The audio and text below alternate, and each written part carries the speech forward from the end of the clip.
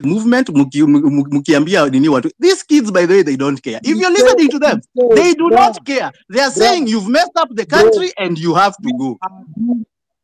Listen, we are doing that just because we don't want to sell fake hope.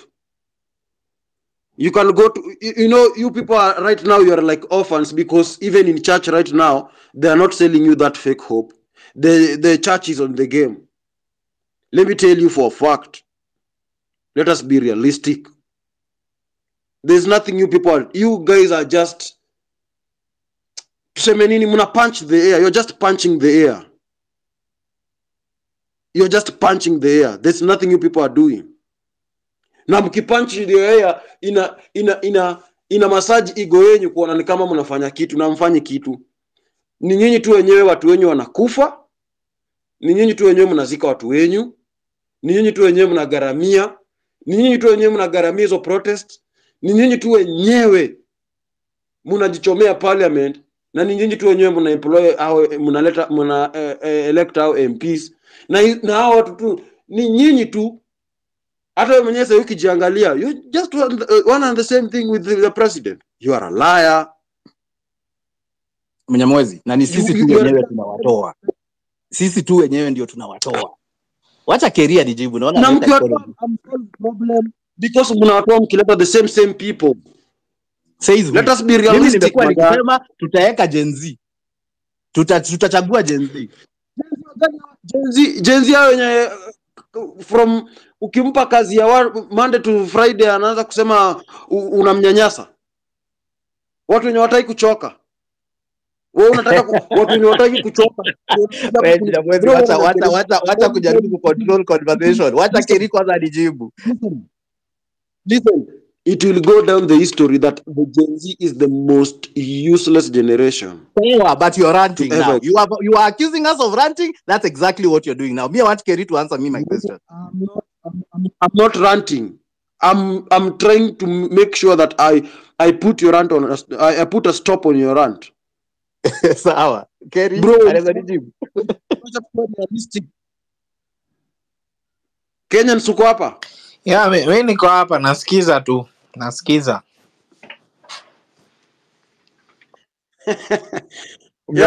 Na bongo Mnyamwezi, wacha niwapatie another reel. Si ni wa Kenya, either tuna agree na hii movement ama tuna disagree na hii movement. Nikidisagree na hii movement, nikidisagree na hii movement kama Mkenya, mimi still ni Mkenya kama hao watu wana run hiyo movement. Hakuna difference. Exactly. Mimi kivyangu kiniuliza personal views, mimi na agree na movement, lakini venye movement inafanywa kuna disconnect. Exactly. Venye mnafanya movement sioni penye inaisha, end game sioni. Kama Uhuru Park, bro. Uhuru Park juzi wenye walienda wote ni mashoga. Gays ndio walikuwa wameenda kupatana huko na malesbians. Na hati yao ndio tuna expect watuletee revolution. Alafu, bro, you look at hata ukiomtata. Haki mko la batusi mjamu. Bro. Alafu kama Willy Mutunga ni shoga. Samini aje mtata. The generalizing is not good. Acha ku generalize. Lakini wacha tu hiyo comment. Hebu Kari aongee kwanza, ameinua mkono sana. Si unmute tuongee basi. Unajua nyinyi, I think you need wapi hakuna decorum, tujibizani hivyo because we need to get the points. Kiongea naacha mtu amalize ndio unamjibu. But anyway, niko nataka kuambia Chege.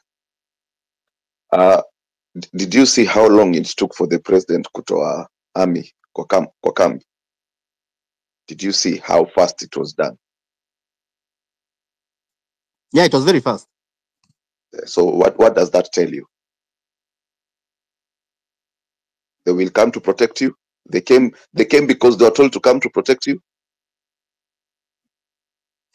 Listen, Kari, walikuwa wapi on I'm asking you the reason. Wait.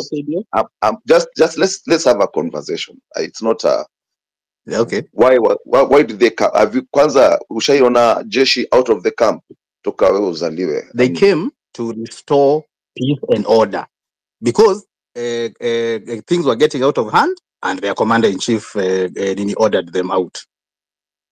Okay. Well, let me just clarify. Commander-in-chief alitokea wapi ama ni Duale? Boss, Ruto ndio ana control kila kitu. Duale is a puppet. All these guys are puppets. Si tuliwaona kama wamepanga nini viti nyuma yake kama mbuzi. They are all puppets. Okay. Okay, official channels ni commander-in-chief. Duale ako kwa assistant commander-in-chief. He's the Minister for Defense, and he's the one who is mandated to request the KDF to come in. Then he goes to Parliament for approval, and then once Parliament approves, they can be deployed, and they should be deployed under the Inspector General of Police's command.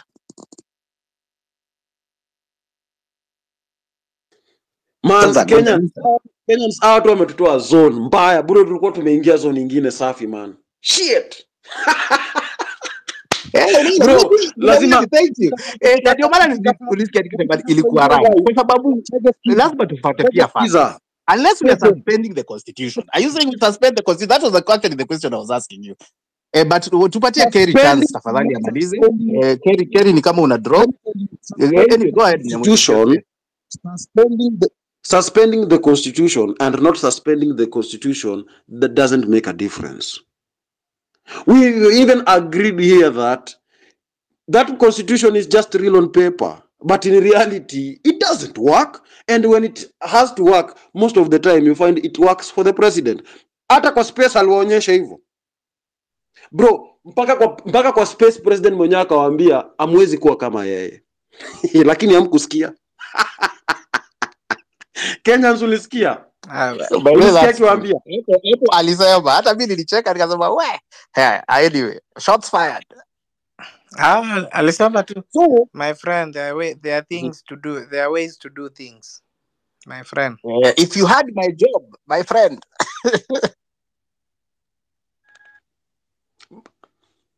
Of which you cannot have. You can never have. So, unajua nini?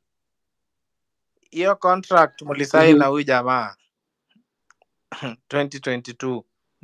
Contract ni ya 5 years. Jamaa na own parliament. Can be suspended, my friend. Trust me. Jamaa na own parliament. Utasuspend under what condition? Under what condition? Jamaa na the people. We are the sovereign. Kwa sababu uko street unafield.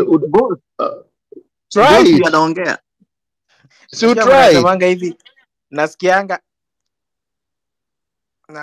Kenyans ongea man. Nasikianga hii ni nia, we are the sovereign.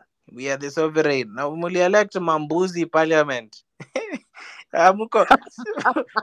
We are the sovereign, na MP wako anakuja hapo Facebook anakutukana. Anakuambia upende usipende na pitisha hii kitu. Anakuja hadi church. Anachukua mic mbele ya pastor wako kwanza. Anatukana kwanza mama yako. So wewe kama uko US ama uko Nairobi, uko village kwanza ameenda kwanza kutusi mama yako. Unajua asha kutusi Facebook na TikTok. Unajua hizo ameenda sasa kukuta mama yako amtusi tena ampashe, alafu tena Monday anarudi pale. Hizi principles muna apply ni kama MP wako wako parliament kukurepresent, which is not the case.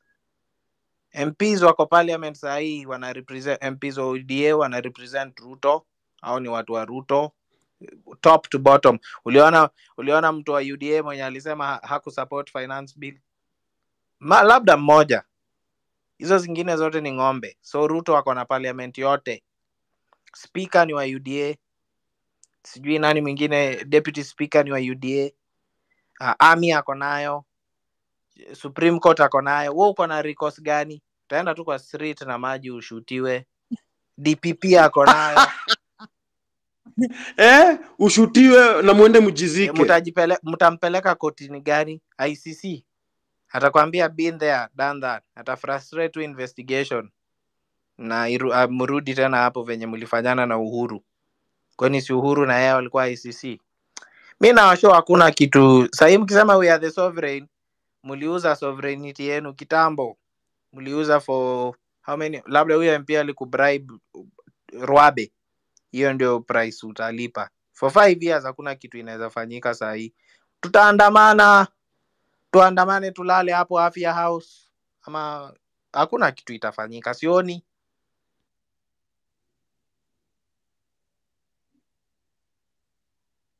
Acha niambie pia. Hata Mnyamwezi. Hata kusikia ukweli. Ukiambia ukweli ati unauza uoga. Uoga gani? Mnyamwezi. Uoga gani? Clashes za 07 si ni Ruto na Uhuru na Rao. 1500 people had to pay the price. So nyinyi mnakufa hapa watu sijua ngapi. You gotta topple it off, man. Simujiwe mo.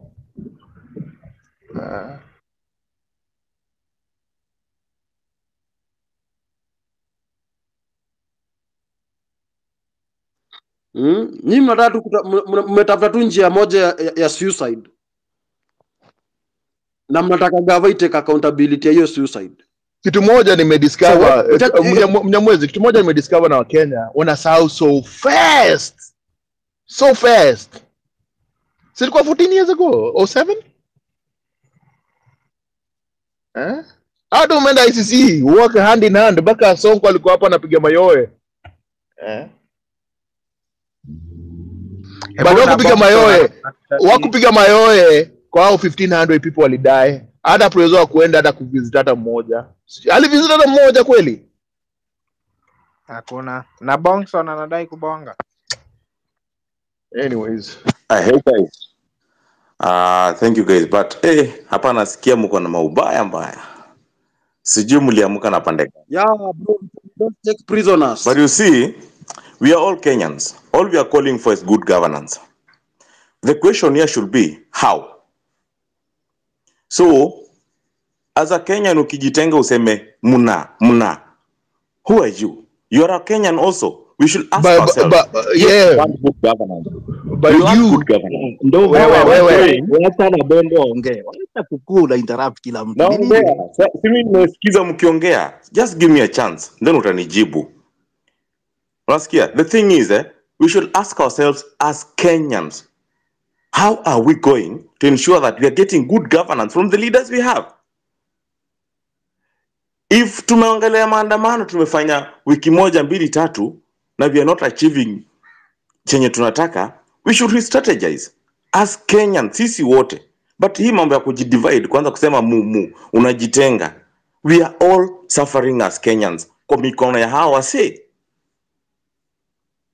Let us unite. It's high time. It's not about Gen Z. I'm not a Gen Z. Who is that suffering kwa mikono ya wase? Wewe ama mimi? I'm not a Gen Z. Even you don't pretend that you're not, unless you're not in Kenya. Everyone is suffering. Everyone is let me tell you, it's a yes. Listen. Who is suffering in the hands of those politicians? Me or you? All of us Kenyans. I don't know where you are. If you're not Kenyan, you speak for yourself. Wacha kusema Kenyans. Speak for yourself. Yes, I'm suffering as a Kenyan. In what way? In what way? Give us that.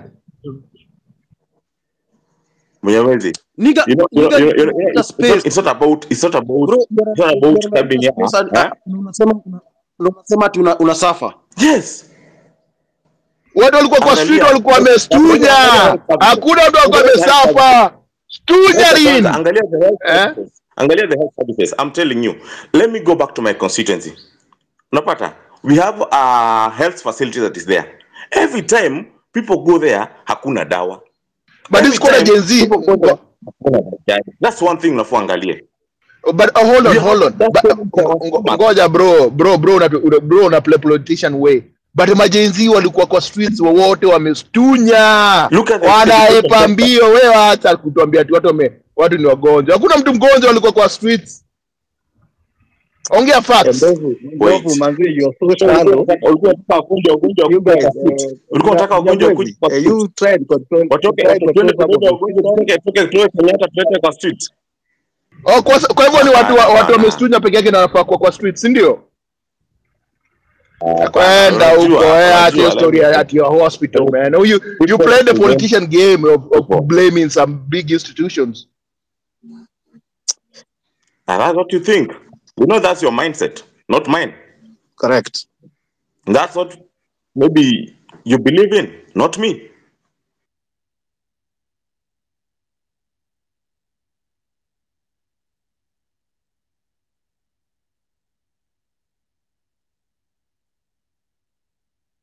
Mnyamwezi, I'm out, man.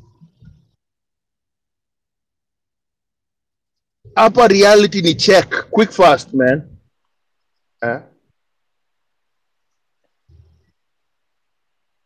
Hello. Hey, hello guys. What's up, man? Good morning. I'm good. This is Jumbo speaking. Go ahead, Jumbo. So, the thing here is this, Bana. We are castigating Gen Zs here. Kwa kitu yenye walifanya, man. And these guys did as well. As much as tunasema ati walikuwa wamestunya, they are not suffering. Fellas, we are all looking for good governance. Good governance ndio tunatafuta, bro.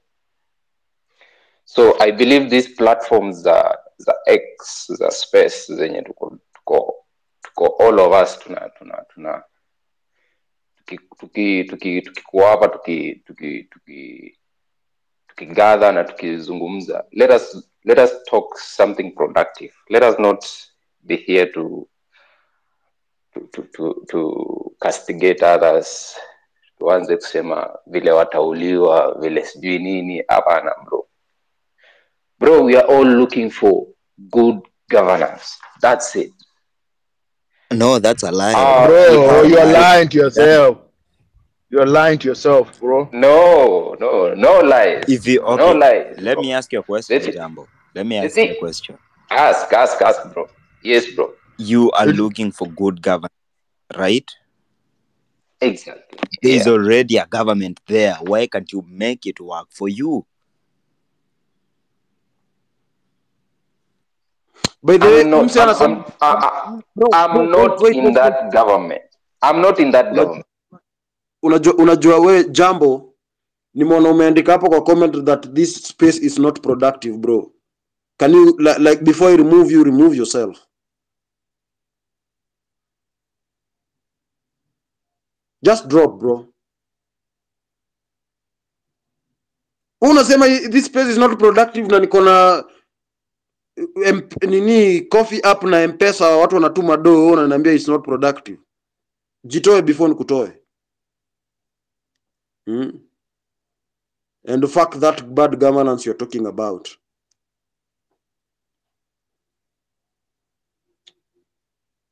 Ama wacha nikutoe.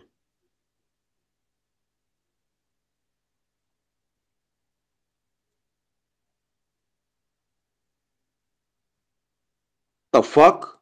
This space is not productive. Unakuja hapa tena kulia.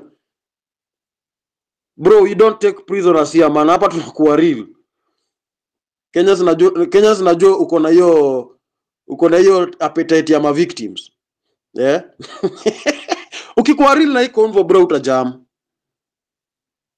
Unajam wakati unaenda kwa imagination, unaanza kuimagine vitu zenye ziwezi come to reality. That's why unashikwa na stress.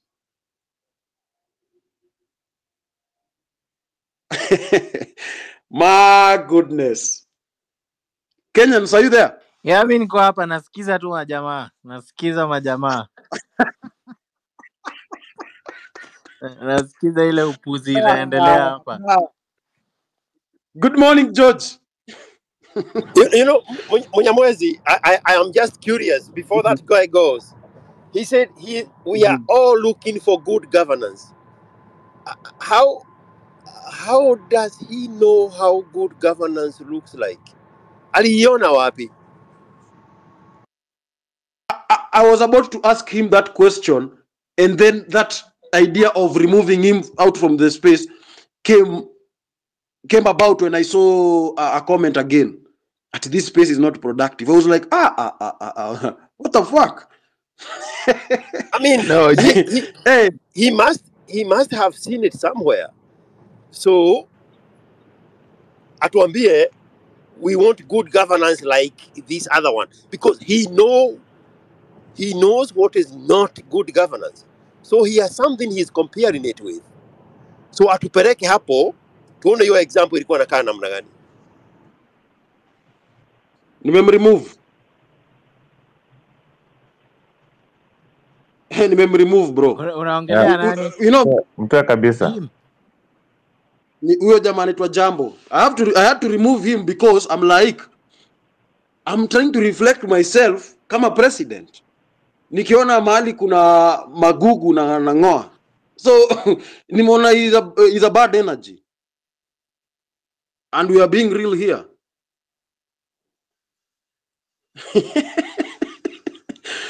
George, you ever since this conversation started, I've only met this guy. It's you and this guy Kenyan who have the clarity of what is happening. And even I can use an example of the Constitution.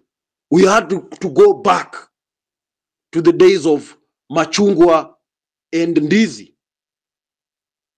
and we realized that the current president was not for the Ndizi. Again, even when Raila crossed this other side and supported the Constitution, this guy remained on the north side.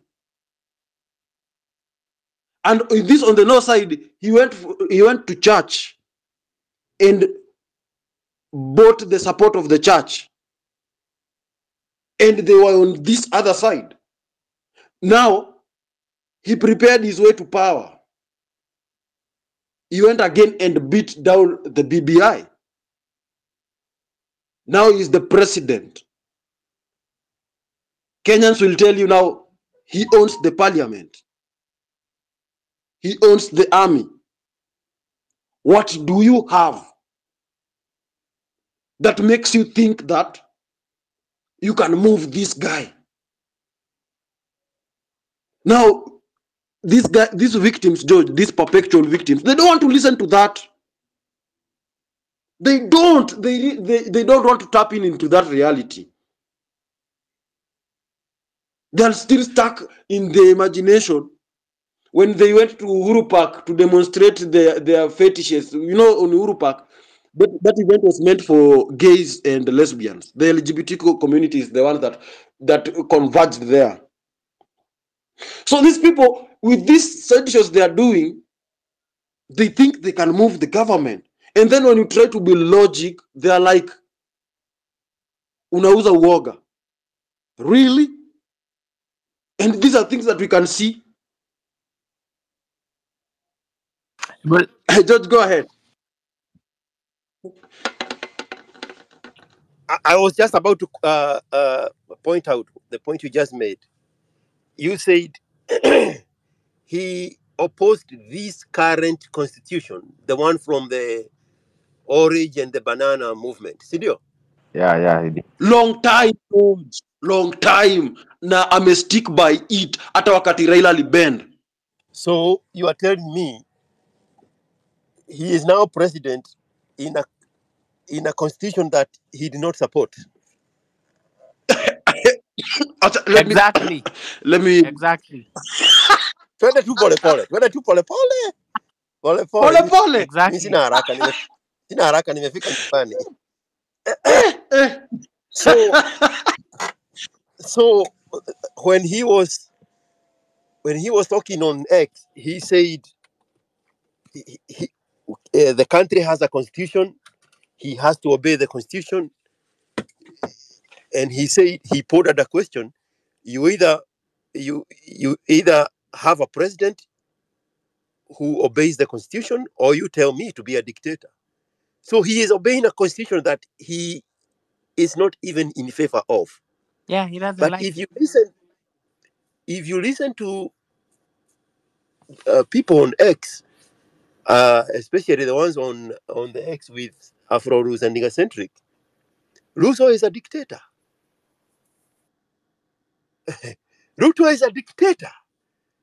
This we need even Meguna. We need to get rid of this dictator. The guy who is obeying the constitution that he disagrees with.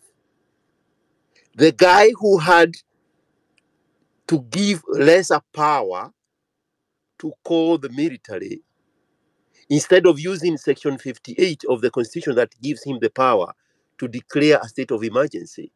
He went to a lesser article and let the Minister for Defense,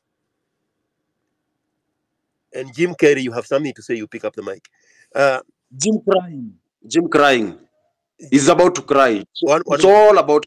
One moment. So he opted for a lesser power and delegated it to the defense minister, and then followed the constitution to the letter by asking parliament to approve the deployment, and then obeyed the Supreme Court when LSK challenged the technicalities of the deployment of the military, went and argued his case, and then obeyed the constitution that says he can only deploy the military for 2 days unless he seeks extension from parliament.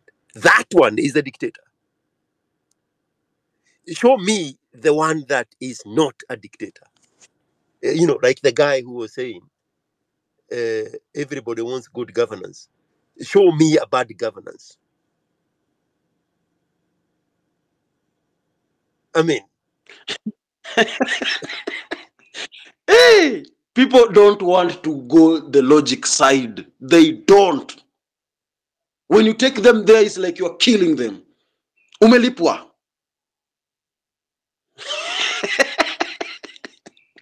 What they also don't want to hear is that this is the generation that has never obeyed authority. You pointed out sometimes back, this is the same group of people that used to ban high schools. Yeah. Everything they don't agree with, they throw a fit. Because majority of them, and this is now what they don't want to hear the most, they never grew up with an authority figure. And they have grown up, most of them with absent dads, and they have grown up with mothers teaching them how to manipulate authority figures. So now, when the madness of a solitary human being disturbs an entire society, it's not enough to say that singular man is mad. It's the whole society that is mad. These people are practicing the only thing they know: gaslighting people in authority, throwing a fit and tantrums to get their way. I'm twisting their parents and their fathers to bend to their will. And when they get somebody to say no, they are like, what the fuck are you saying no? I've never heard that word being used in a sentence. Who the fuck are you to tell me no? I've never heard that word. When they said no in high school, we banned the school. That's why it was so easy for them to say, let's go ban the parliament. That's why it was so easy for them to say, let's report George and his account. And I posted it, this is the account. Please unfollow me all the way to 0. And when it's a share, report it. So now we know this is also a generation of people that have never built anything because they cannot even have the consistency to destroy.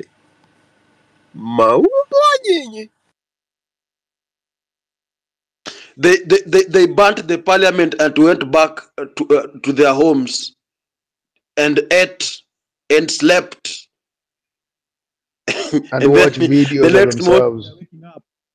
Because their world has never had consequence. somebody else cleans after them.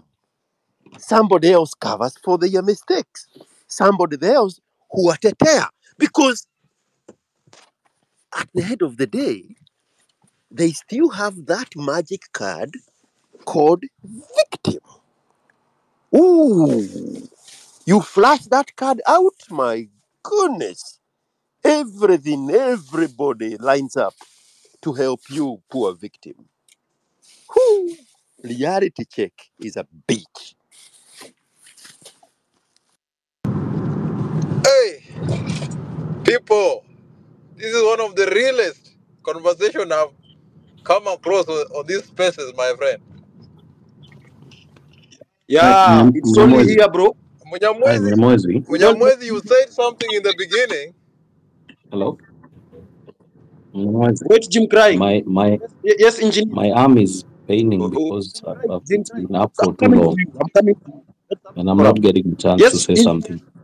Unasema nini? There's a problem. No, go ahead. I'm saying, Munyamwezi, you said something in the beginning. You see, this alphabet community, they are Mm-hmm. opportunists who likes camouflaging in crisis. When any crisis Mm-hmm. arises, they come into that. Mm-hmm. So most of the Gen Yeah. Z, they receive command from LGBTQ community. And you said that. Yeah. And they were in Uhuru Park celebrating their own things that we don't know in the name of, Yes. Mm-hmm. oh, Ruto must go. Let's tell these people reality, my friends. Because if we keep quiet, these people are going to take over our country and they're going to pee in it and poo in it. Do they pay? Do they Bro, pay taxes? They don't. They don't even pay they taxes. don't. Where is that it's written that they are not supposed to pay taxes? Because those are I don't individuals. know. These are people who just, They say VAT is most of the taxes. Gen That's Z what they who say. are on the streets, So they what? live in Kilimani. No, They don't even know how to pay no. rent. Okay, what's up? Okay, why? The question is this: is government work is to provide services for people due to their taxation? Yes, regardless of. Bro, we've just said that there's nothing you can do about that. Stop complaining about the government should do, the government should. Bro, even Akina Martin Shikuku, when they got their voices, they complained about it until they died. You want to again to end up like your father, complaining until you die, and you are complaining to things that they don't have years. So you'll keep on complaining instead of working. Bro, we want clarity in a conversation. We don't want a conversation whereby you guys, you want to bring you are doing the bidding for your moms. Kenyans, you wanted to respond to something and then they cut you off. Sorry, you can go ahead, Kenyans. Jim, go ahead. Jim, go ahead. Speak.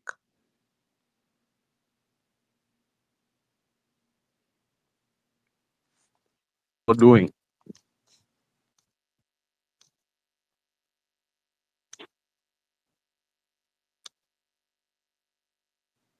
Jim, are you speaking? Yeah, I can't hear anybody. I can hear you. Okay. Thank you. So this topic always calls me back here because for me, I feel people tend to deviate a lot to try to prove a point. For example, I've heard George IQ saying that this is a generation that is most worst behaved, who grew up with just their mothers or something like that. My question is this, George, you and others who are of your generation, since you are well mannered and you are disciplined and all that, why is the country going to the dogs in the period where you're ruling? That is a Which question country? for Which you. You country don't is have going to to the dogs? answer. It can be rhetoric, Oh, but ask describe yourself it. that We are question going when to have you a put we are going to have a such a conversation. phrase down, Which trying to show that no other no people are no incompetent, don't jump but around they are not the one ones moment. leading. So that Don't you jump prove their around. incompetence is, Which country is you can say our going to the generations, dogs? this is our trajectory. But when these Munyamwezi, generations come to line, this is your trajectory. Tell him to Moving drop and forward. come back. Moving forward. Jim crying. Drop and come back. Why? You can't. No, Why? he can hear me. He's just ignoring me, Munyamwezi. No, he said he. Oh man. Maybe They he's have the one no. who Can is he not hear? They have hearing. no Can he ears. hear Can you George? guys? They Can he have hear no. George? No, I can't They hear him, have but no me, I ears can hear for everybody men. else. Can you guys hear me?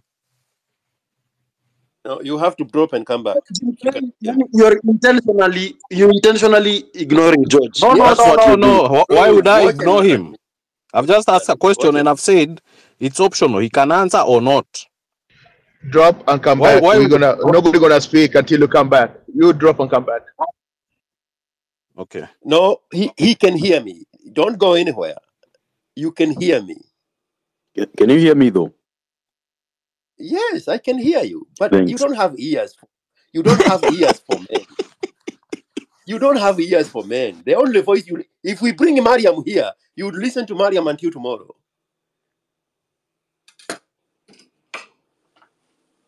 So, which country went to the dog? What was this period that the country went to the dog?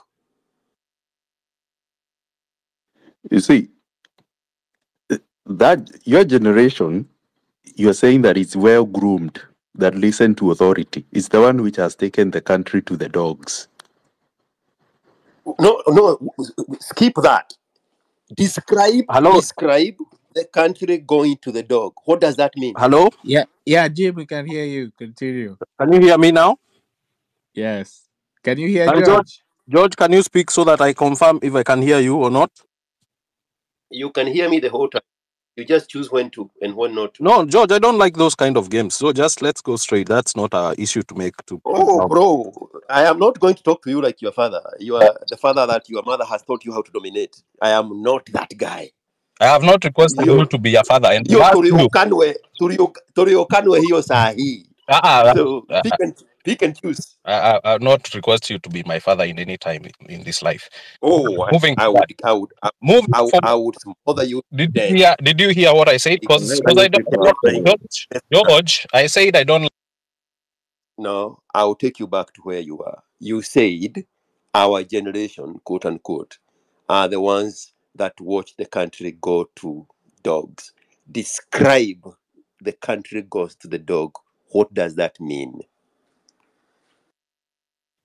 Okay.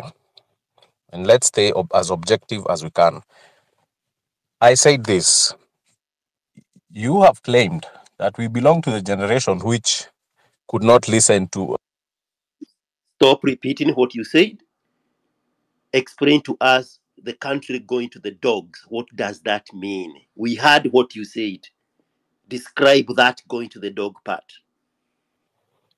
Okay. I say this based on our Kenyan debt from the trajectory it's been going up through, all the embezzlements that are happening in the government and the level of corruption that keeps escalating. I heard you say that Ruto obeys the constitution. Just the other day, we was talking about the CAS positions, which was unconstitutional positions. Think about all the allocations that are happening. The story of major deals like the Kimorel and Arol issues that have been documented, borrowings that are not backed up by development agenda as per the constitution requirement, those kind of things. I would think that if those people grew up with their fathers there, they would then act better, as per your words. Can you explain that then?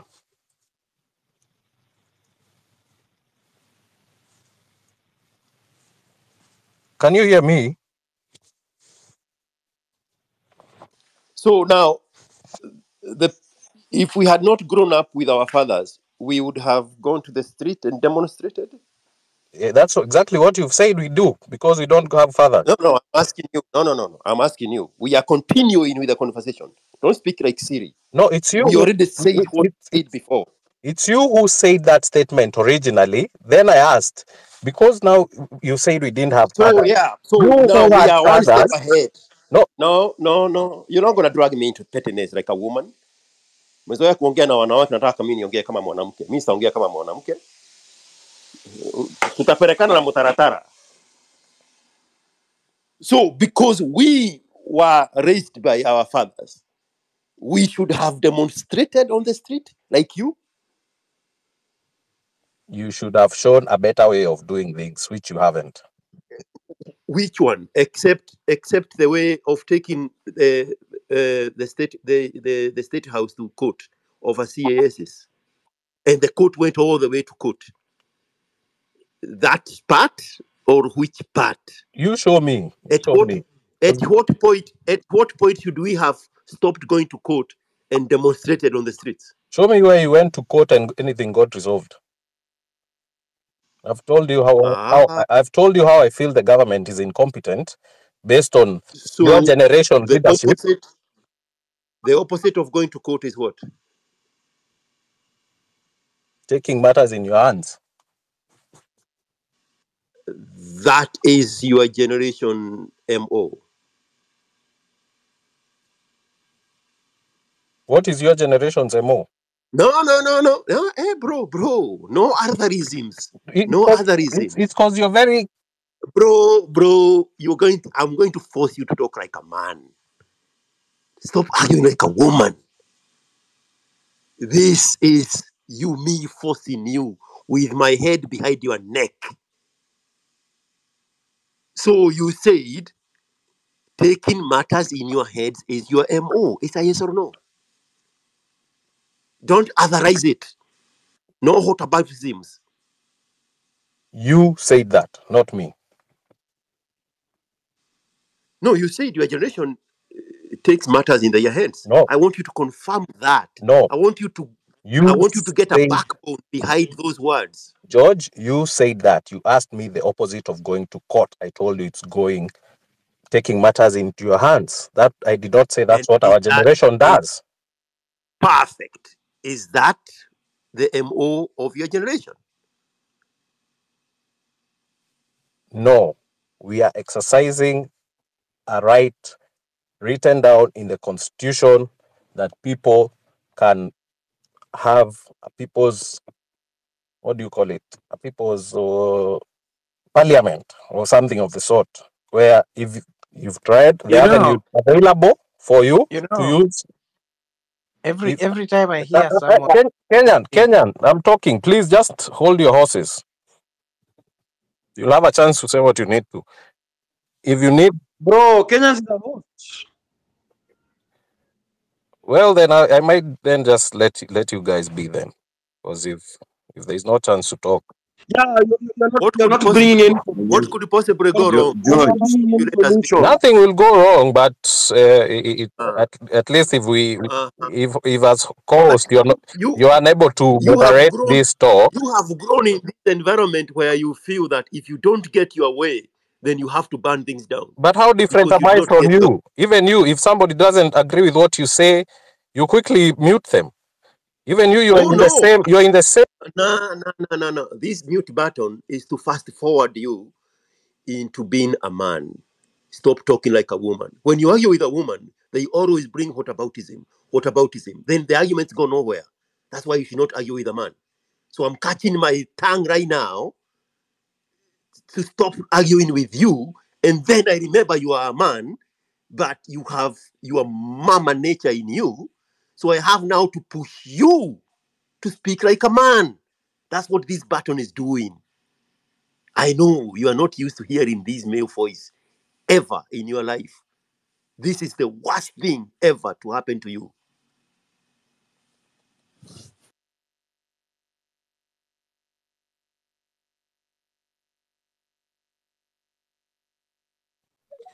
My next point was back to Mnyamwezi. If Ruto is so confident then, as you say he is with everything, of which he demonstrated the confidence on the earlier days where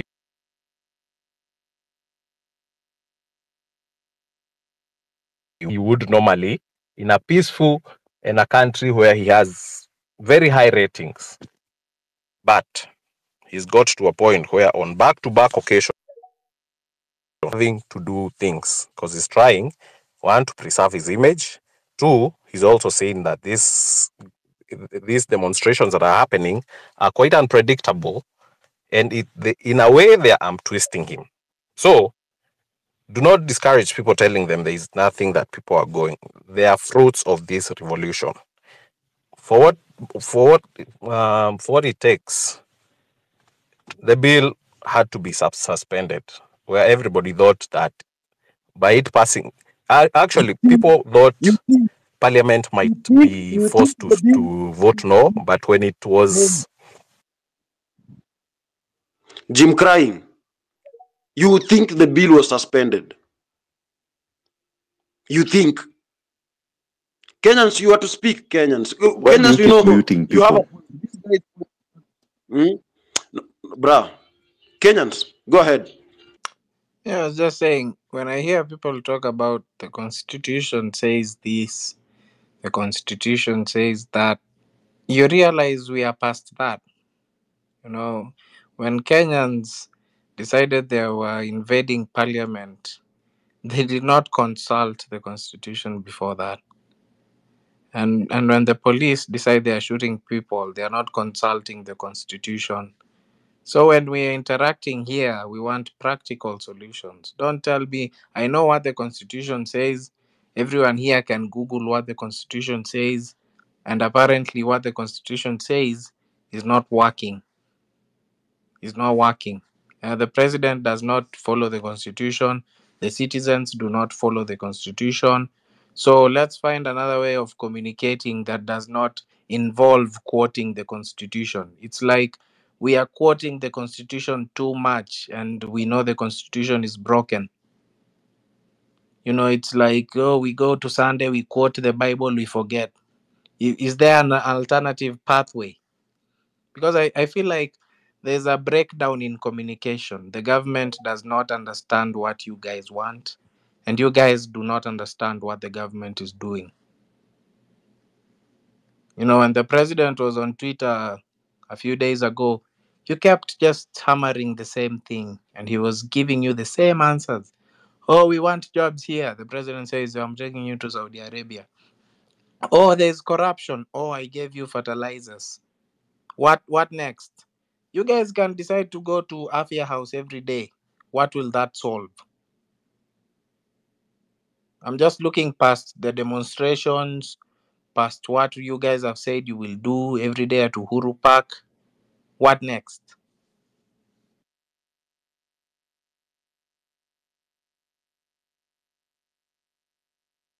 You know, in Uhuru Park, it was LGBTQ. It wasn't meant for everybody. It wasn't meant for everybody.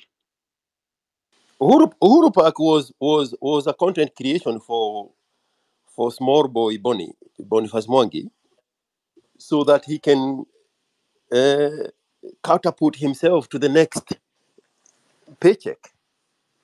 You gave him the content he wanted. He took videos. He sent evidence, and now new funding is on the way. And you guys treat these people like they are not politicians.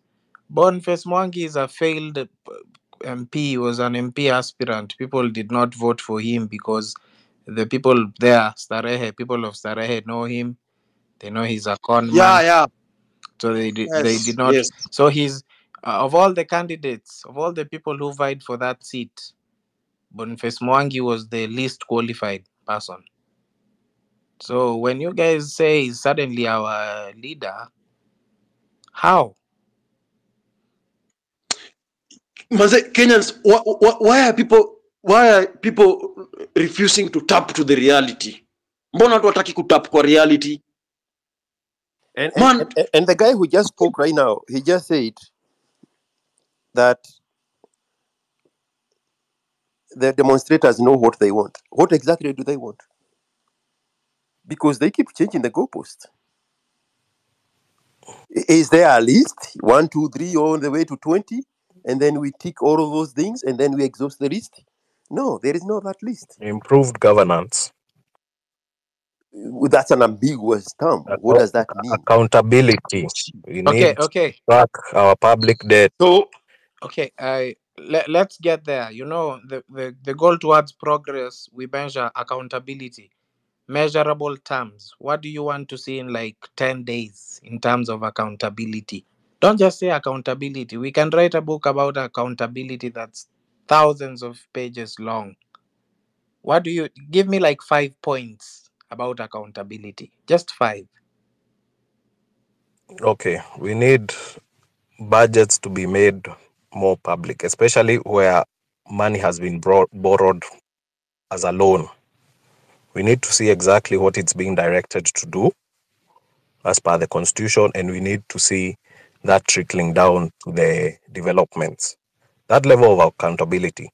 The other thing, there's all these things that Ruto keeps saying every time, with no dates, with no, like the bill now, we still, Parliament is yet to deliberate on it, as it was mentioned. So that's hanging. There is IABC. Those targets, they need to say we are working on this project, aim at these completion dates, those kind of accountability issues. Let me just interject there. The Central Bank of Kenya just publishes the amount of debt we have. So in terms of that, what more do you want them to do? Do you want them to list like everyone it owes money to? Because sometimes when you when you buy a treasury bill, and the minimum you can buy is, I think, 1,000 shillings. Do you want the central bank to publish everyone who has bought 1,000 bob? You know, that's debt. That's domestic debt. Do you want them to publish like that, or what do you mean? Because they already publish the books of the country. If you go to the central bank website, you will see the amount of debt Kenya has. From what I have heard or seen circulating, and I stand to be corrected by you or anybody else who may know better, I've seen some of the money that was borrowed, I think, especially way back from some of this Eurobond money and stuff like that. There's portions of it which is very clear, but then there's portions of it which is very unclear where it went to. You see? Nobody, what was it? What were they being called? Dubious or something of the sort. Why is some of this information not something you can easily go to? And actually, it takes me back to the thing Ruto was saying during his speech the other day. People are looking at what the government is not doing. They're not looking at what the government is doing. But if that he knew that would help his case, why not have those records there? Yes, we said to do this. This is what we are doing. This is how we are tracking. We have not managed to do A, B, C, D, E. Why not? So this information is so hard to know that it just makes you feel that there's not much happening. Oh, Kenyans, do you know how? Do you have a direct link to all this information that you can guide me to there to see that I'm not just making noise of information that is publicly available? Kindly. Yeah, you know this. The central bank. Have you started? You know when investors want to invest on a certain company, and the shares are listed publicly. Research, the burden of proof is on you, the prosecutor. You want to prosecute that the government is wasting money. So find the evidence, bring it to the people. I told you the National Treasury, go to the website of the National Treasury, they will give you all the details about that Eurobond. You can't be going with innuendos. And I'm not defending the government. I'm just saying, if you have evidence, go to those reports. Try to match whatever they say publicly and what is there, what is there, what you see in those reports, and bring it out and say, you wasted our money. In this case, who has the burden of proof? Is it the government that is meant, us as the public? Are we the ones who are meant to prove to ourselves, or is it not the duty of the government, as a sign of accountability and responsibility, because they have been chosen by the people to do exactly that. That's why we are not the ones pursuing these loans on our own behalf. The government is doing it on our behalf, right? You know, the government is doing whatever it was there's also a resource scarcity. It cannot Sorry? tell you Sorry? every ministry. I didn't hear. There is a resource what? Scarcity. Oh, scarcity. Okay. Yeah. They publish reports every year. The Auditor General publishes reports every year.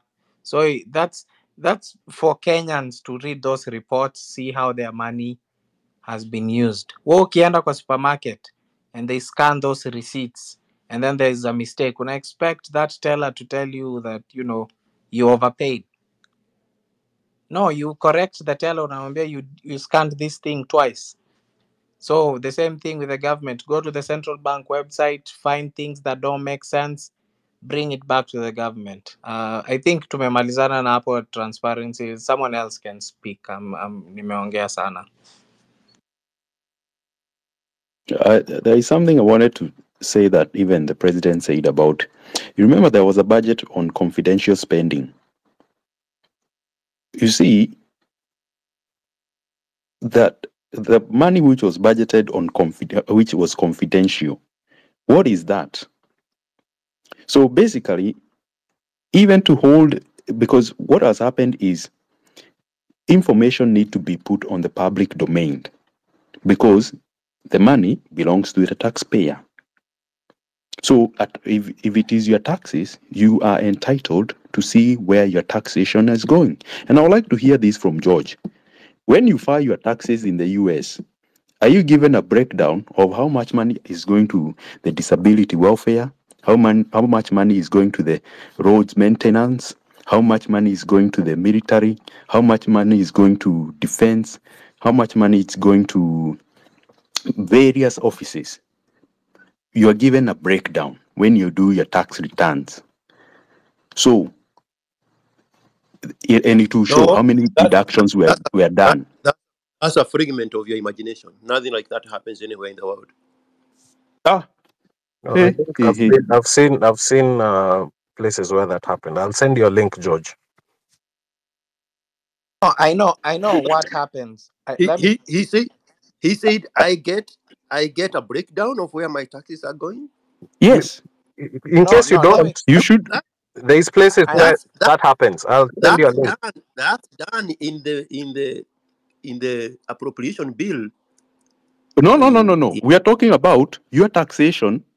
You are entitled to see where your taxes are being put. No, nothing like that happens, bro. Whenever you file your tax return, you're not given a what? A consolidation of how much money you've. Let's say you had like $100. Maybe they took $10 and set it to the military. Then they took $50 and set it to the welfare system. Nothing like that, bro. Let me clarify something. That's information. But you get the point anyway. You get the point. You guys go collecting nonsense information and feel it in your head, and then you start regurgitating them out here as if it was a fact. Let me say something. Like what Mukomen was saying about the fuel levy, they was talking about 7 shillings. Is it per liter? So basically, you know that when fuel increases, that you're paying that levy this amount. No. Now, so bro, there is the other one which I'm talking about. Moment. When you do your tax returns, slow down. You should see how your taxes have been spent by the government. Slow down. What is the price of 1 liter of petrol in Kenya? 125, 127? It depends where you're fueling. That is the price. The price you see is the price you pay. The breakdown of that is where all the levies and taxes and money that goes to road maintenance and go to the law enforcement, it's included in that price of the gas. but you are not Yes. being told that you are paying 127 per liter, and then plus all these other nonsense that you want us to believe. I believe. Okay. I believe in Kenya, what this guy is trying to the other say one which I was is that in sorry. Kenya, one moment. In Kenya, the price of unga is 125. You go to the let's give another non-consumable product. The price of 5 liters of engine oil is 1,000 Kenya shillings. You go to the counter, you pay 1,000. But So 16% of that. Why are you speaking when I'm speaking? You people have never had practice on having conversations. I mean, what are you speaking to say in the middle of me saying something? no, I had not muted myself. Sorry. Go on. 16% of that money, 160 shillings, is VAT.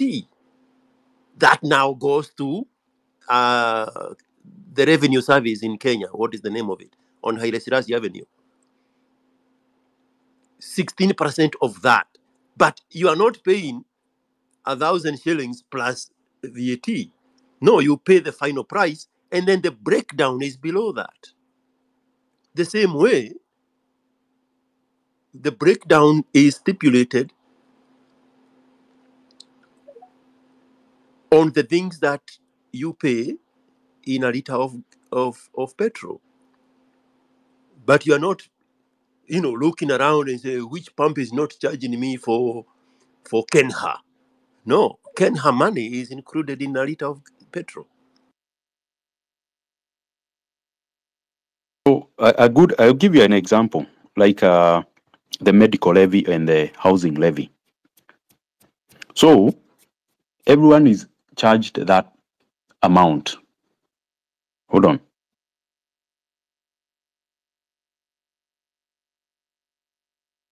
Anyway, so everyone is being deducted that on commodities they are buying here and there. Those who are even doing businesses. Do you have employers who you have employed? There used to be NSSF. There used to be an employer is paying for certain things for their employees. Now, when you're doing your tax returns, because that's the other thing I want to ask people who do tax returns, are you given a breakdown of how your taxes have been spent by the government? So you just mix two issues. You can correct me if I'm wrong. Housing levy is not a consumable tax. It's a pay-a-y-e. Pay as you earn. Is deducted at the point of gross earning. It's not a consumable tax. Same as the healthcare one. Yes. And the retirement scheme. Mm-hmm. Yes, exactly.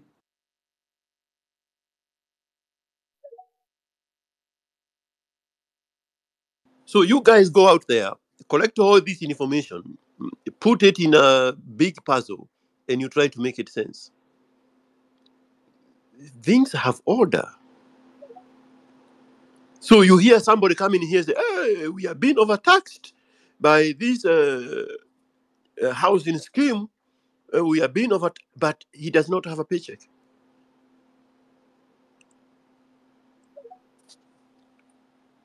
Kenyans. I wanted to clarify. This guy is confusing things. That there's also there are bills, there are states that do this revenue. If you pay property taxes, it goes automatically to schools, and that's based on their laws. They have to amend that law so that they can change that revenue or tax sharing formula. If you get a ticket, it goes to this pot of taxes, and this is how the money will be used. That's what the guy was saying. The other thing, the guy was saying that discretionary spending. There are things that not even the most democratic, not even the Kenyan, most democratic countries let you Kenyan, know their full budget. Kenyan. These guys are talking about the municipal council budgets, how they run as a small city town city. That's how they run their budgets. This is not a country budget. We're talking about here a country So budget. you see, now he went and collected that information, and now he want to use it and say that's how United States stipulates item by item of what you are paying on your taxes. It's not. Also, the other thing that I was saying is that even when Congress passes that bill, it does not tell you that, this is how we will spend. I think the US budget is in trillions. It does not tell you how we will spend like 750 billion in defense contracts. That is highly classified. You will not get, even the Kenyan government has a defense ministry. It will not tell you this is how we will spend that money. It is discretionary for a reason. Not everyone will know. But members of parliament who you voted for, who are your representatives, who have taken that oath, probably know. They're in the intelligence committee. The president who you voted for knows where that money is going. So you get it's highly classified, but you voted for representatives who know that information on your behalf. So if you vote for tin pots who do not think, who do not communicate that clearly to you, who do not manage your expectations, then it comes back to you. It's a circle. If you vote for people who don't work for you, hiyo ni shauri yako. You can't come and tell us about the constitution na wewe wakati wa kupiga kura you don't think about the constitution, unafikiria kuhusu your tumbo, and then you throw tantrums in the middle of your MP's term. Your MP's term is 5 years. If you want to recall him, anza kupiga signature. But protesting does not solve anything. I still believe it does. Believe in us, believe in who? Bro, what are you doing? I'm demonstrating because it does. It will have some outcome. Where And actually, another thing I wanted to say, Mnyamwezi, man. This discussion may make sense after a while. When we've actually sat down and seen there is outcomes. If there is no outcome, then you'll be vindicated. If there is an outcome, then I'll be vindicated. We are both talking, projecting what the future will happen. None of us knows for a fact. You're just saying what your view is. I'm just saying what my view is. Nobody has to call each other. You don't have to undermine anybody just because we have different views of what may happen in the future. If there is an outcome, we will come back here again and say, well, something happened. If there is no, then we'll say, okay, I think maybe you're right what you are saying this time. Go ahead, Kenyan. I'm just saying, but you have other avenues to... Before that finance bill hata ipite, how many Gen Zs walienda kwa that public participation thing? Because even though imekuwa dropped at this point and you feel like you've been heard, were people really involved with the governance of that country before ifike hapo?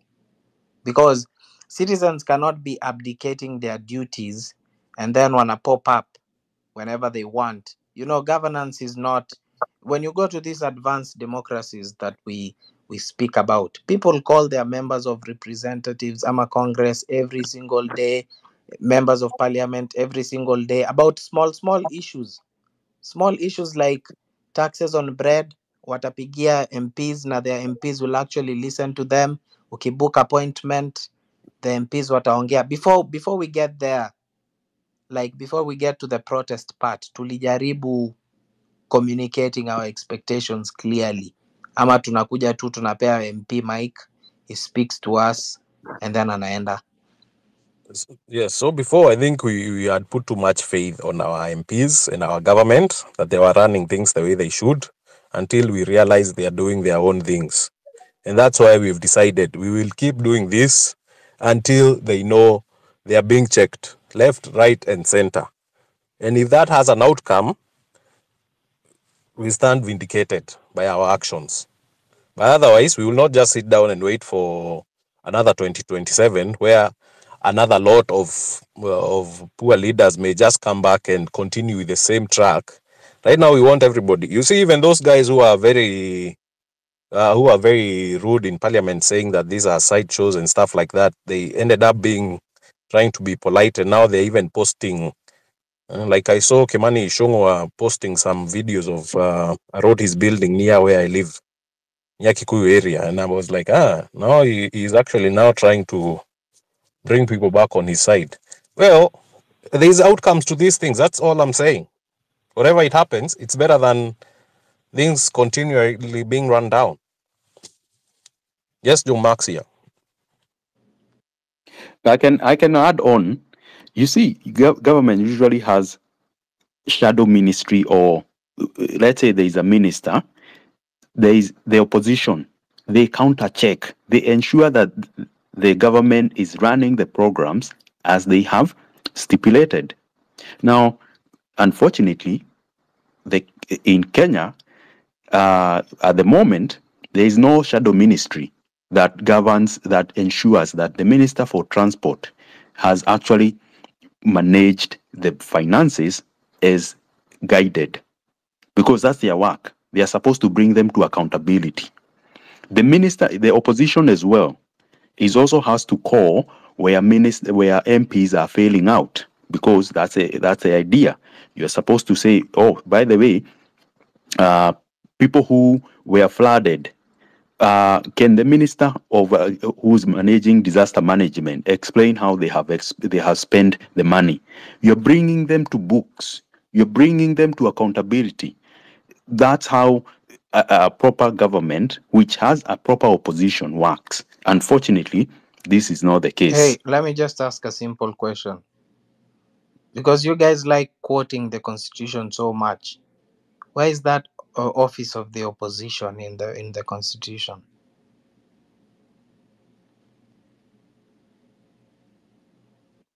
You see, the government has the left and the right side. What's the role of the opposition? Because they are actually on a payroll to counter, to ensure the government is actually fulfilling the needs of the taxpayers. Because an MP is representing people. A minister is representing a ministry. So when it rains in the airport, at the airport, the minister, the shadow minister should have asked, this is happening again and again. What has the Minister of Transport done since? Then you hear, oh, generators were not working, that's why there is darkness. So who is doing operationals there? So those questions are never asked. And if at all, because of corruption, because of people don't follow the rule of law, like what Nyamwezi was saying, that people don't follow the Constitution as stipulated. And when we go back to the conversation that we had, we said that you guys elect leopards, and then you expect leopards to change their spots when they get into office. You knew Ruto as the guy for 30 years. You knew his history. You know he doesn't like this constitution. You know how he deals with people who don't agree with him. And then you expect him, akiweka Biblia chini, he will become a new person. And that's the same logic we apply to members of parliament, senators, MCAs, governors. And then if our expectations don't pan out the way we expected them to pan out, we start demonstrating. Don't you think that's a problem with people, with the citizens first? We are hypocrites. We don't want to admit that we are hypocrites. Someone said that, as Kenyans, we are thieves. And then we want to criticize the president and the people around the president for being thieves. If you go to these local hospitals, who steals medication for poor people? Is it Nakumincha, or it's just the local doctor, the local nurse? There is something that is called ethical and integrity. So when you are, let's say, and that goes back to individual responsibility as well, because humans will always find themselves at fault. Yeah. So the idea of generalizing is not good. Now, I'll give an example. You see, when the president appointed those and ensured that budgets are going to be money is going to be allocated for the first lady, the second, the third, that was not according to the constitution. So the sole responsibility falls towards the people who are allocating that money, people who have enforced that. And that happens even with Uhuru time.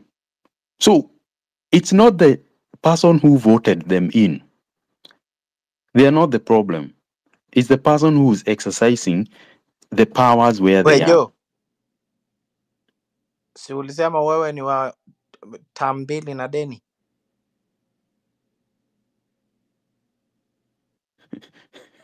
Yes? Yeah, I don't know what you mean. now you are shameful. There was someone who said in this space that they voted for Ruto Anacheka, unasikia vile anacheka. and they are bringing him back to order. Alafu Kenyans, have you No, I realized think that? what we can come to agree is Wait, let me the finish. Let rule me of finish. law does not Wewe mjaka sunyamaze. Hey, man. Ujo Max ana jimkari man. Fuck, huwezi kuwa na conversation na hawa say man. Hai. Si ni nini man? Imagine sasa Kenyans, let me tell you. Uh-huh. Imagine our say you can imagine hawa ndo wase wenye wana agitate for change and they are trolls. Nikuulize, troll anaweza nini? Troll anaweza kuwa mtu ako na spine kweli? See. I don't think trolls ako na spine. Munyamwezi, you were Yes. here when we were having that conversation with that boy. I can't remember his name. The one who was saying he's going to tomorrow. He's going to the state house and to yank it out. And I asked him, okay, then 2 minutes after Yuan came out, then what happens? No, that's not his business. These people have never been accountable for anything. Man. They have never been responsible for anything. That's the adults' problem. They just is to destroy. So you cannot have a complete conversation with these people because they have no game plan. They just know what is wrong. They just know what is wrong when they see something, but they cannot objectively figure out what is how to do anything right. But they have won for so long on the home front by suppressing logic. So they think they can use the same card on everybody else in real life. Yeah, well, in my opinion, I don't think like demonstrating is a bad thing. People do it, but at the end of it all, you should have like an objective. This is what we want to see. As at now, I have not seen like a manifesto from these guys saying that, you know, we at the end of this year we want this. At the end of next year, we want this. Kenyans, let me tell you now. George told them, right now that you have this attention. So you be objective. Ama George niko zangu. All the way back June 17, the very first space on Kibe Space, my only message was, have you organized yourself to come up with a plan? Because if you learned anything from the housing bill is you were never organized. So what is your group? What is your organization? No, bro. They are leaderless and therefore brainless because they are planless. You know, this And guy. they think that is a threat. these guys, they like to say this Bolshevik revolution in Russia when they overthrew the Tsars and then the Communist Party took over. They forget that Stalin and Lenin, they were intellectuals. Lenin was in Switzerland. He was writing, what when we get to power, this is what we will do. They were agitating for change, but they had plans. They had plans. They were not in power then. They already had their plans. This is what we will do. We will take land from these people. We will redistribute land like this. Right now with the Gen Zs, I don't see that. It's, occupy this place, occupy this place. Mukimaliza kuoccupy kila pahali, what next?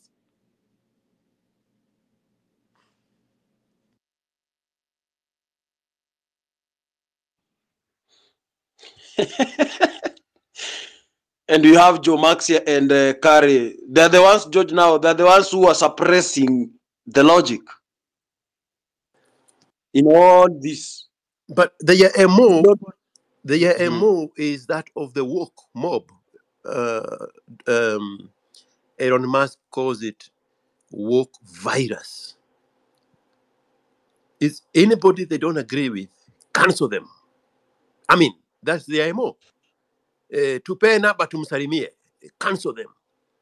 Tuende kwa Kibe to rate Africa 1 star, cancel them. They are actual virus, the same way Elon Musk called them. It's a mob virus.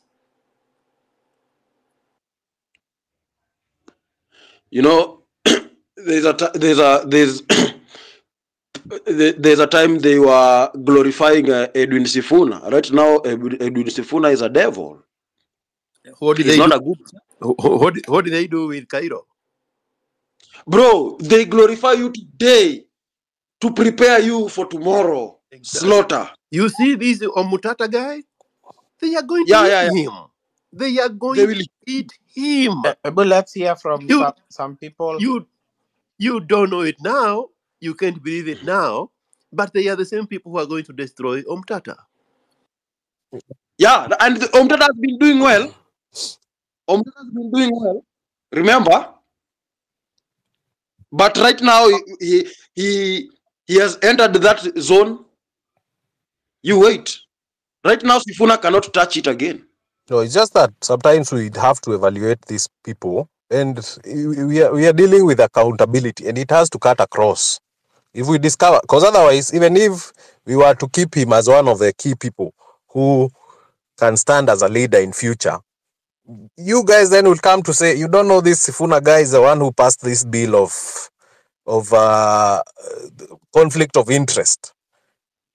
You'll come back to say, even this person is compromised, even this. So yes, we agree with him joining and the support he was bringing, or whatever he was doing. It was helpful to our mission. As he's a parliamentarian, he has a bigger voice as well. But accountability has to be there. Okay. And also, I keep saying this too. But your group is not accountable for anything. No, we are getting there. We are not perfect too. That's why. That should be the beginning. That should be the beginning. You know, someone like Ruto can never come to a country like Australia because he has a record of crimes against humanity. Same as Uhuru, he never came to Australia at any point. What is Australia? The source of human? No. Power? What I mean is this. If you don't go to Australia, you are going to wither off like a wilting potato. No. What I mean is this: is you have to understand there are places where even some of the politicians would not want to be seen with those politicians because of their history and record, because it will bring to question to the people they serve. Yeah, you people are so much interested in the opinion of other people of you. That's why your insults mzee jiheshimu. Mimi sina haja na heshima. Weka hiyo heshima kwa mkudu yako. Who has told you that? Okay, we've not heard from Me, I don't have any this use guy for called Heshima. V12. Labda So you're like, V12. Ruto cannot come here because his name is Tanis. Go fuck yourself. Oh, V12. Let's hear from V12. That's a new voice. Hatujasikia. Okay, just before Yeah, sure, V12 sure. comes in, Thank you so much. I'll be dropping off shortly. Just a second, V12. Sorry, very sorry. I just wanted to Okay. say this. I keep saying this time and again here. This revolution or whatever Gen Z's just were, let's say, the front runners. They were the front line of this thing, but it's not their own thing. It's a Kenyan thing. And I did say this: if you have a wealth of ideas, instead of coming to bash, be part of it. Bring those ideas. Say yes, what we've done has gotten us to this far, but moving forward, we need to move this way and this way. Now that is a conversation we can have. But when you Okay. talk here like you're a non-Kenyan, like it's a movie we are discussing, then Yeah, believe me, because you Jim no, Carrey. you want to recruit us to your selective outreach. yes, No, because you're Kenyan and you're probably suffering as much as I am.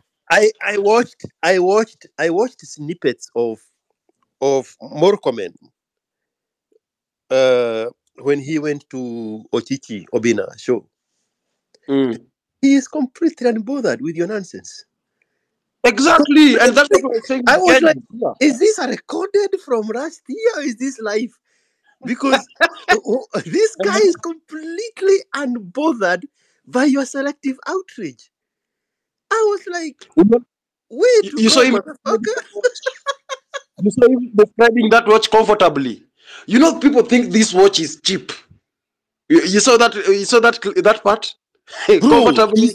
these people are looking for anything to destroy. Anything. Somebody rises up. Cairo rises up. They find something wrong with him. And then he becomes vulnerable and compromisable because they have something they can touch. June 17, they say they want to unfollow me. I give them a pinned comment. Say, please, this is my account. Unfollow me all the way to 0. And then what?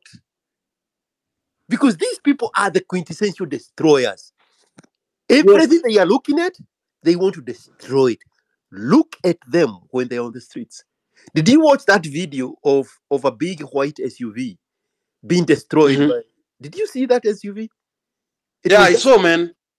Bro, just watch it, and in your head, change the humans for monkeys.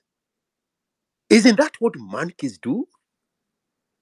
And George, I'm like, if me and you here, we know who these people are. Bro, this guy, one of the guys, just rushed in and is trying to yank out the door. And I'm like, what is this? Like, literally, if we just slow down the tape, what is going on here? This guy just ran out of nowhere and he wants to destroy something so much. He is fighting with the door because he wants to put his stamp of destruction on something because he has never built anything. So every time these people are talking, they only talk about what is wrong with something. Let me ask you this, IQ. George, continue. These guys, they don't have decorum. Let me ask this, because I don't know why you are muting me, because we want to answer everything you're saying. You see, like someone like Murkomen being interviewed by Obina. Obina didn't ask the right questions. He concentrated more on his personal life than... There we have it. Bro, it's the way Ruto did not demonstrate enough emotions for the dead. It's in his tone. It's how he said it. There is always something wrong. You didn't, but Mr. President, People want to see you are remorseful. Bro, this is the woke virus. And it's going to consume us worse than AIDS consumed Uganda. Yeah. Shit! This guy, George, bro, you try to bring clarity to these guys, they don't want it. Like, look at it now. Obina made something good to bring Murkomen on the show, so that you can have him the way you want to have him. And then they see how Murkomen was not troubled by any question. He was there and he enjoyed the conversation with the interview with the Oga Obina. Now they feel like Oga Obina never asked the right questions. Maybe the right question was before he went, when he posted he's going on Obina, go look on Mokomen's post when he said he's going on Obina. I actually sent you that on your inbox. Let's cancel Obina. Let's unfollow him. Wapi namba yake tumsalimie? Bro, this is a woke mob. These are destroyers. They are walking around looking for something to be offended by. I mean, 24 hours ago, there was no Mokomen going to Obina. So there was no Obina space YouTube to destroy. But now we have something to destroy. How can you deal with human beings like that, bro? So, like, seriously. How can you? Tomorrow is going to be who? Let's pick a random person. Jarango. Jarango has been very safe in this space. Bro, Jarango will make the wrong wide angle in his car. Hakupiga hiyo kona vizuri. Wapi namba yake tumsalimie? We need to cancel Jarango right now. How can you deal with a virus like that? It's animals.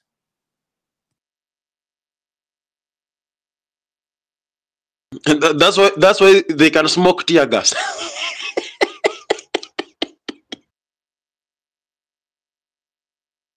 And for the record, my account is still open for destruction. Munisalimie. Maumbwa nyinyi. Mnyamwezi mimi nimelala.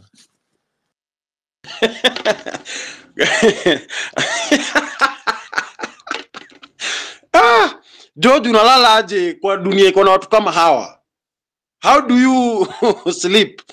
Bro, I think my world is my world. Bro, I was answering this same question some maybe 3 days ago.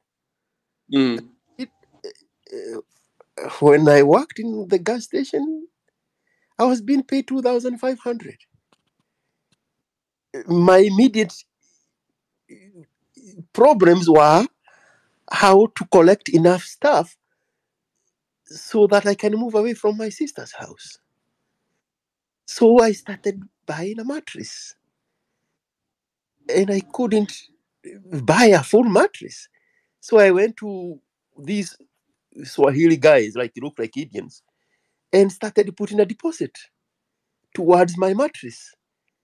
And when I finished, I started buying cushions, the futons that go on top of the sofa set, one by one, paycheck by paycheck. And when I was done, I went to a furniture store and started paying slowly for a sofa set, not the sofa set. This is the I know. This is the wood they call it Morris. that Morris. cushions. Inaitwa Morris. Yes.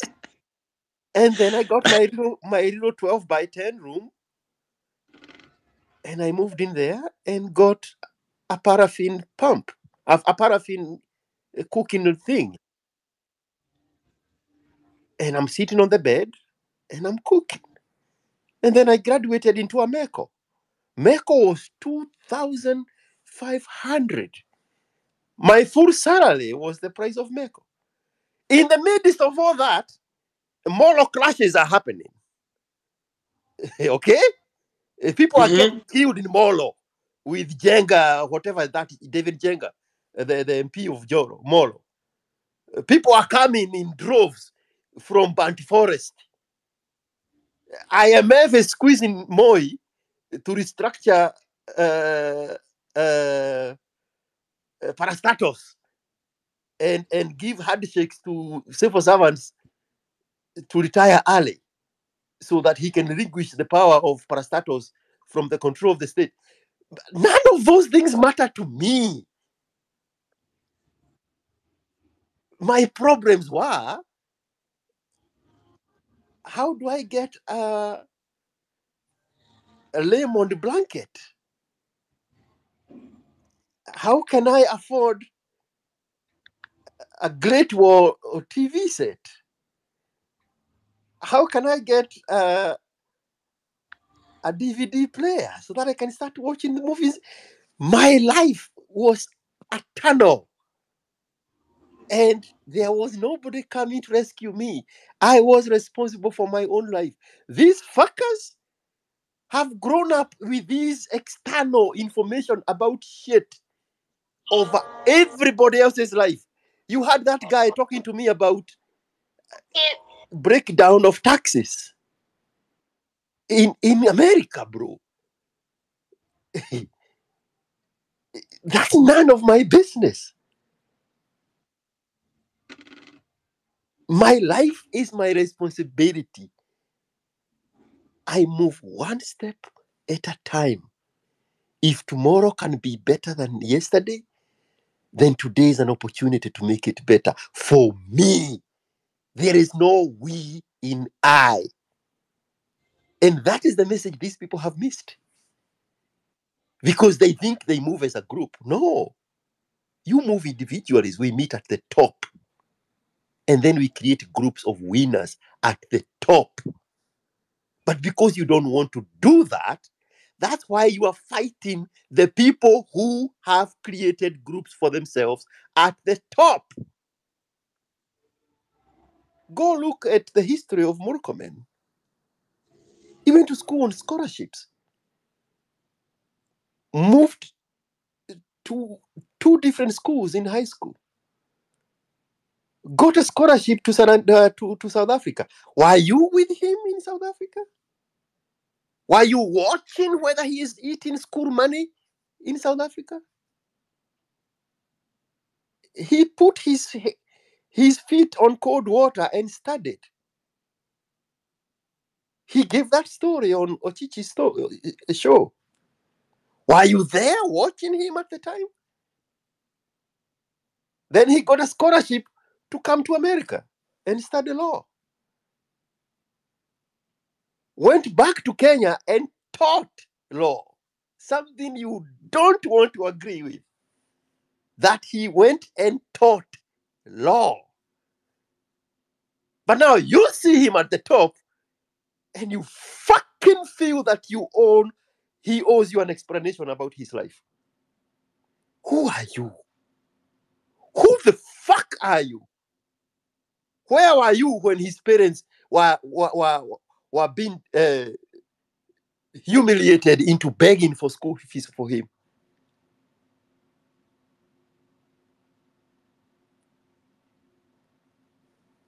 Fucking worry about your own life. Fix it so well that you will beat Murkomen. Be that example of having struggled and made it and lived your life better than Murkomen is living. But don't sit there like a troll under the bridge that has no use for a bridge but trolls people who are coming to cross the river. Because that was the original use of the word troll before the internet. You have become these social justice warriors of some vanity, imaginary mega wars, all happening in your head. build yourself. At the end of the day, when things go haywire, who is dead now? Who is dead now? The day before those guys got a bullet and died, they were social justice warriors. The day they dropped dead, we knew their names. And we saw tears in their parents' faces. The first one to die, the mother even came with a sanitizing story about how innocent his son was. He was just innocently passing through because she could not wrap her mind around that he had raised this loser that would be a crowd follower into some ambiguous mission that has no victory. Fix your fucking life. Your future depends on it.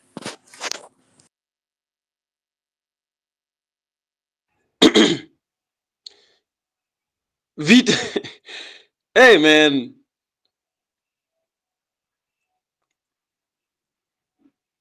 V12.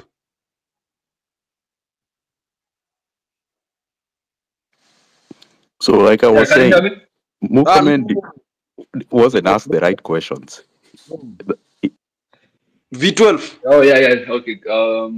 So I think a lot has already been said. So mine was just on the I wanted to comment on the Gen Z stuff and the whole movement. So okay, I've been talking about it from the beginning. I've been trying to tell people like the moment that I had this whole movement being classified as only for a specific demographic, I already knew that was already the downfall of the whole thing. It was not going to go anywhere. Like, yeah, we can argue that, yeah, they have the numbers, but where were they going without like some form of organization? Like, they never wanted to be organized. The whole mantra of the movement was, we are leaderless, we are fearless. Like, how can you be leaderless? Like, if you look at history, it has never happened anywhere in this world. Like, we in any country, there was a revolution. If you look at it, if you study it, you'll realize that it was organized. It never happened anywhere. Like, just a group of people in a country. It is not the military. Vitov. Yeah. Yeah, go. Vitov. Yeah, sure. Tell me. Now you see, like if I was the one who was hosting that show with Mokomen, what I would have asked him is, how many people have died in your ministry? Because that's a very critical question to see what are the safeguards of your ministry. Because he heads the Ministry of Transport, correct? Yeah, that's true. That's true. Yes. So, what would you ask a minister who heads a department of transportation? Let's say, like the airline industry.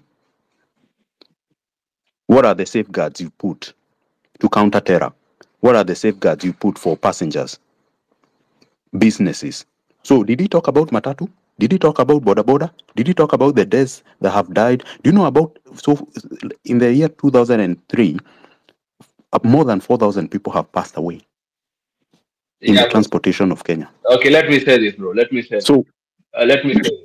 Those are the right questions to ask. Exactly. We have so many. Okay. Let me say this. We have so many questions that we could have asked. I did not watch the interview. I don't know what happened in the interview, but I think anytime we get a chance to talk to these guys, I think we have more than 1 million of questions that we can ask them. The truth is that these people don't do whatever they go there to, or maybe we put them there to do. They don't do any of that. That is the fact. And the problem is that sometimes it does not boil down to the individual. Sometimes it goes back to the whole system. Like that is how it is designed. Like for example, we had a person like Muhammad Ali. He used to run the Jichopevu. Everyone trusted this guy. People knew that he's a person of virtue, and if he gets in there, he's going to do something. But what happened? What happened is that when he went there, he realized that these things don't work like that. Yeah, these things don't work like that. Like, are you going to be the only person who is trying to do something? Well, everyone has been incentivized not to do anything. Yeah, so some people, You see, you see, sometimes you the see, problem is not like, with the individual. you see, like, I want you to go on Google NTCA Kenya. Yeah, you see, you see the data they have collected. Those are things Murkomen should talk about. We are not there to know. We don't want to hear about his watches and shoes, because if he can afford, we don't have a problem with that. But the department you are representing, the department you are governing, what are the statistics? Because for sure, his department has actually has accountability for a lot of lives than those people who actually passed away through these movements. So what are the new systems of transportation should we expect? In fact, Safeguards. in fact, Joe Maxi, as I to respond to what Vitolf is saying, do you remember what Michuki did single-handedly? Or rather, that was a ministry initiative that achieved something, so a landmark thing in the ministry to help safeguard lives of people. So we should not get to a point where things have been so bad that we are justifying ourselves with very bad like you see, people are so much focused that people went to parliament. Yes, that was a bad thing to do. It's unconstitutional, it's breaking the law. But what do you think of these people who are you, like, you remember the Afia House scandal or something like that? Imagine how many people die across the country because of lack of funds that were meant to be of medicine being reallocated to other things.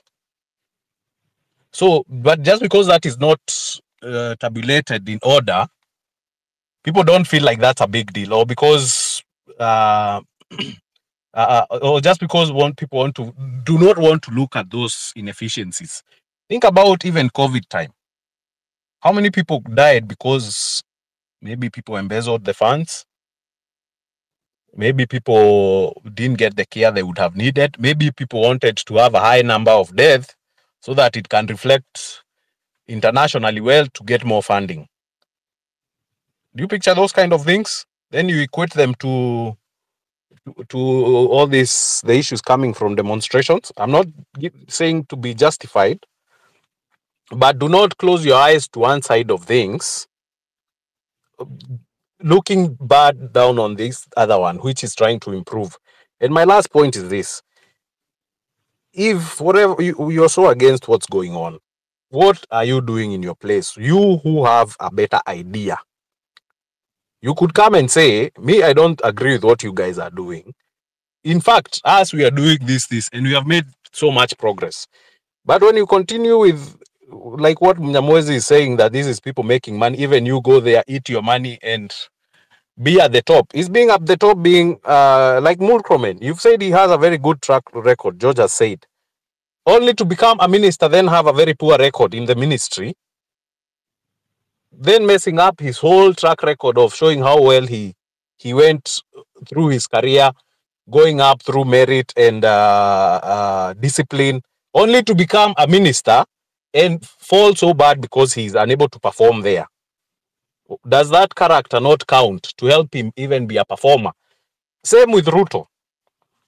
Come so much up, build himself to get where he has, fight every things that's against him. He becomes president, then ends up being among the worst presidents of the country.